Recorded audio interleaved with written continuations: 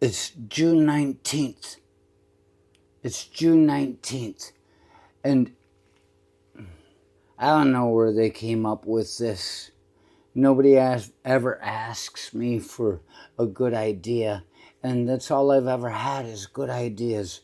Everything I do, that's a different story. But Juneteenth. And I know people get really upset. There was a guy in a place out in the world the one day, he said to me, he said, yeah, he was very upset. He says, what do you think about trans people in girls' sports? And I looked at him and I meant it. And I was like, this is the easiest question I have ever been asked. I looked at him and I said, there are more important things than that. And he agreed and we moved on. And that doesn't mean that's a win for me. I never got that guy. But at least we were able to walk away from each other with a decent sense of, okay, at least there was some kind of fucking nicety involved in the situation. We appreciate each other.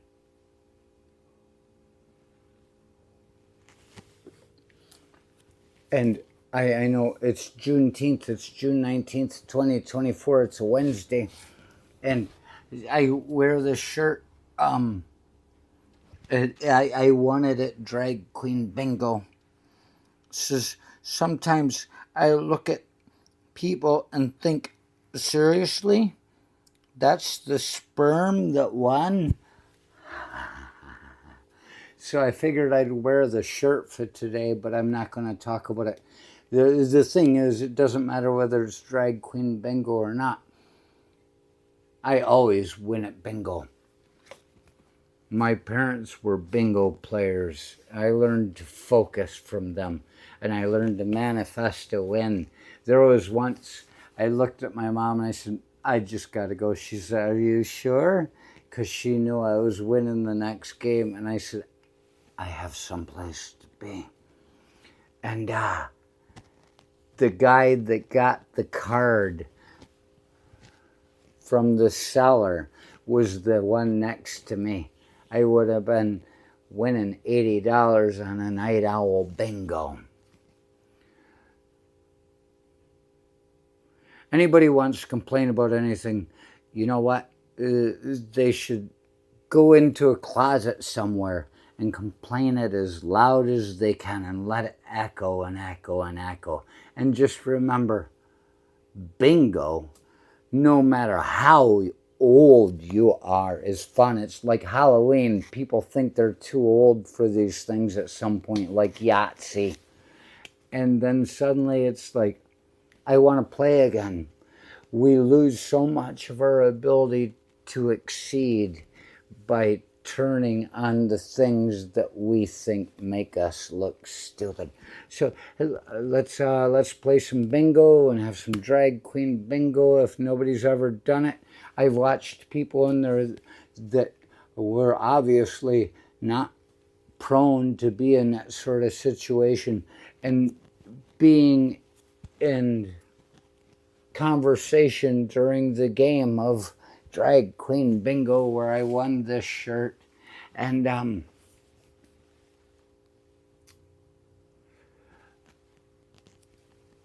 they end up having a good time. Isn't that all you want? You people that don't want Drag Queen Bingo, is that all you don't want, is for people to be fucking happy and to entertain you? Are you not entertained?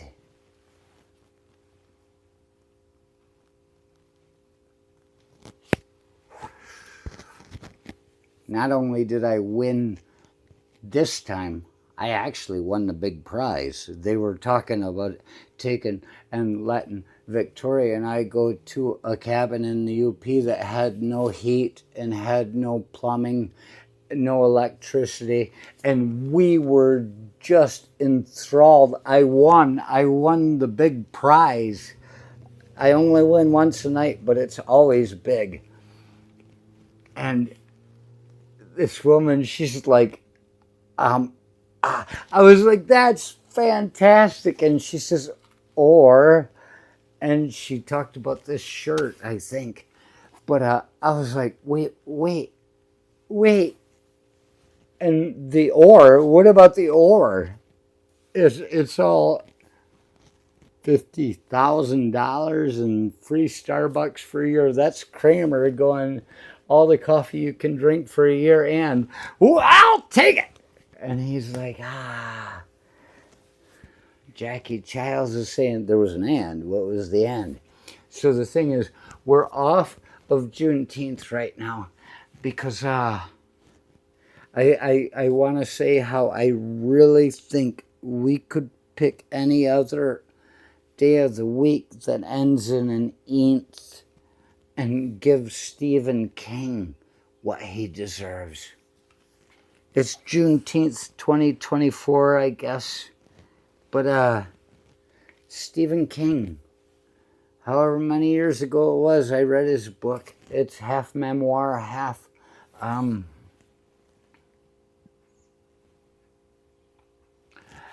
toolbox.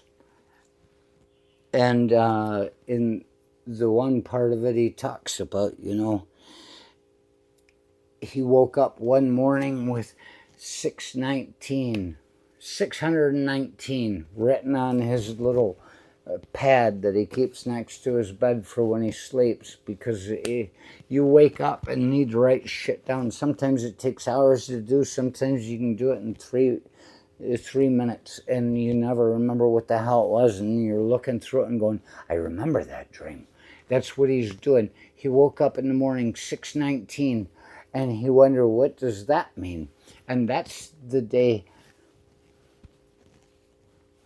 Here comes Stephen King walking down the road, taking his walk, and a couple elderly women, they said, oh, that's Stephen King. I hope he's going to be okay, outside of Bangor, Maine. He was on the wrong side of the road. You're supposed to walk looking into traffic. Sometimes it doesn't work on a curve, but on a curve you pay attention. Always walk where you're looking at it. You walk on the left side, your left side of the road, so you can see the van coming like that over the hill with Bullet, the Rottweiler or whatever the hell he is in the back, trying to get into the cooler. And this guy who might have been drinking, I'm not sure about this, fighting with Bullet. And then, boom, Stephen King's glasses ended up on the guy's front seat. And he's talking to Stephen King when Stephen King comes back too, and he's like, he says, just going to get a Mars's bar. And it's like, what the hell's going on here? This is a big day. It was Stephen King in the middle of a night in a dream, it seems he doesn't even remember, wrote down 619. And on June 19th, he got run down and proclaimed dead in the media outlets. He got to go for a helicopter ride, the same way I once went for an ambulance ride, and I don't remember a thing about it.